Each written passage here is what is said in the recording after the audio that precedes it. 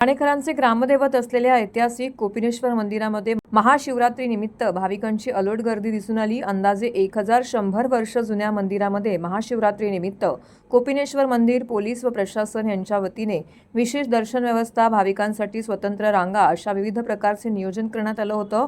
तसेच श्रद्धाळूंच्या मते ठाण्यातील कोपिनेश्वर मंदिरातील हे पुरातनकालीन शिवलिंग 10 ते 12 फूटपेक्षा जास्त उंचीचं आहे।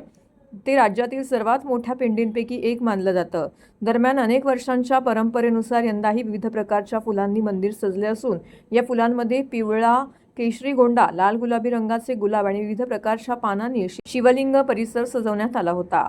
मंदिर परिसरातील इतर मंदिरांना देखील फुलांच्या माळांनी सजवण्यात आलेलं होतं। तसेच महाशिवरात्रीला या मंदिरात मोठी गर्दी होत असल्याने जिल्हा प्रशासन व मंदिर समिती विशेष नियोजन करते। महिला पुरुष ज्येष्ठांसाठी स्वतंत्र रांग, तर मंदिरामध्ये महाशिवरात्री निमित्त रात्रभर अभिषेक पूजा सोय करण्यात आली होती। ठाण्यातील या पुरातन कोपिनेश्वर मंदिरामध्ये पहाटेपासूनच भाविकांच्या शिवदर्शनासाठी लांबच लांब रांग लागलेली होती। भाविकांच्या सुरक्षेसाठी विशेष उपाययोजना करण्यात आल्या होत्या। दरम्यान यावेळी इतर भाविकांसह भाजप आमदार निरंजन डावकरे, माजी खासदार राजन विचारे, माजी नगरसेवक संजय तरे, कुटुंबीय नगरसेवक पवन कदम इत्यादी मान्यवर भाविक भक्त मोठ्या संख्येने यावेळी उपस्थित होते।